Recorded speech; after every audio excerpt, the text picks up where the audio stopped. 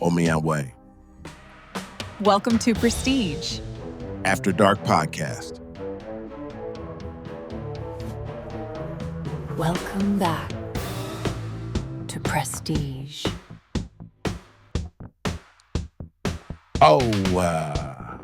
Welcome to Prestige, After Dark Podcast. All right, let's jump right in.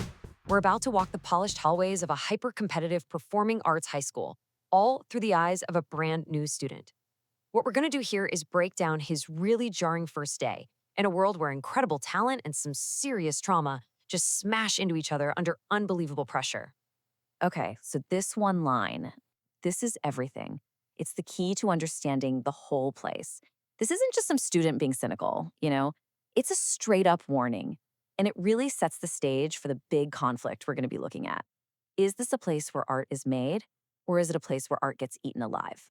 So let's meet our guy, Wolf. He shows up on day one, and he's already shaken up from some big drama that went down in the principal's office. Right away, he's just thrown into the deep end. He's a total outsider in this world built on money and legacy, foundations he just doesn't have. Yeah, there's no gentle welcome to school orientation for him. Nope. It's a complete trial by fire. We're talking minutes. Within minutes, you get it. This place is intense, it's unforgiving, and it runs on these brutal rules that nobody ever actually tells you. So his student guide, this guy Brooks, kind of mumbles this at him. And the crazy part, the irony is that Wolf's family could barely even afford the tuition. So right there, that line just draws a massive line in the sand. It's like, okay, here are the people who basically own this place. And then there's you. And it's not just about the money either. The whole social scene is this super rigid caste system. And Wolf finds out really fast that when you break a rule, the punishment is swift and it is brutally public. Get this. These are the only words anyone says before one girl just walks up and slaps another one of the top students, Savannah, right in the middle of a crowded hallway. And that slap just echoes. It's a really raw lesson, right? At Prestige, you don't argue. You assert your dominance physically. So, welcome to Wolf's new world. It's pretty clear it's split into two camps. You've got the apex performers. They're basically the school's untouchable royalty. And then you've got Wolf, the outsider, and he's immediately marked as less than because of something as simple as wearing the wrong kind of shoes? Unbelievable. Okay, so he's just survived that social minefield. Now comes the real test, right? The classroom. This is where your talent is supposed to matter. But, as you can probably guess, the pressure to prove you belong is just as insane. His very first vocal class, the teacher calls him up, and boom, he's just shut down.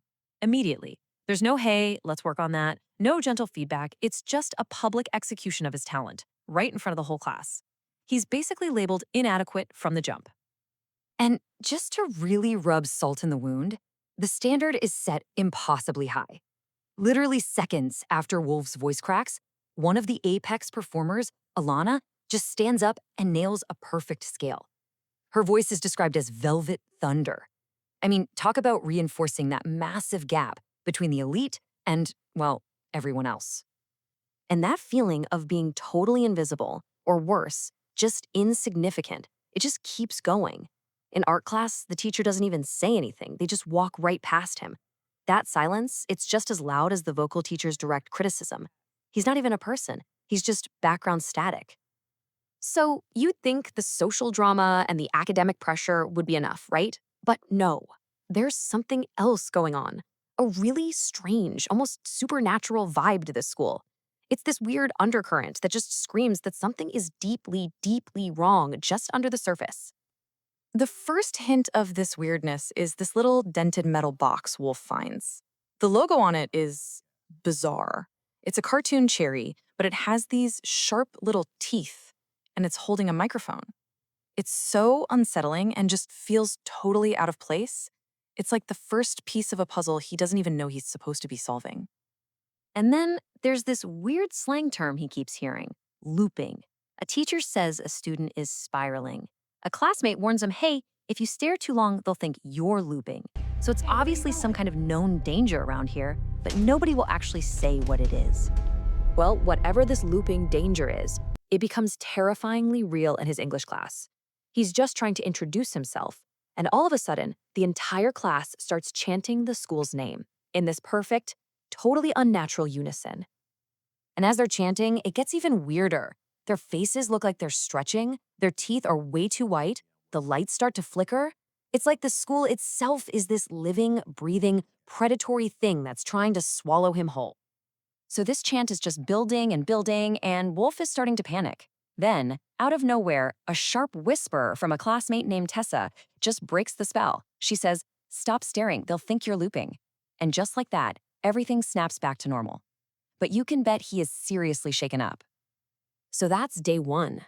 And when you add it all up, the crazy social ladder, the insane academic pressure, and this straight up weird psychological stuff, a terrifying truth starts to emerge. This isn't just his struggle, it's everyone's.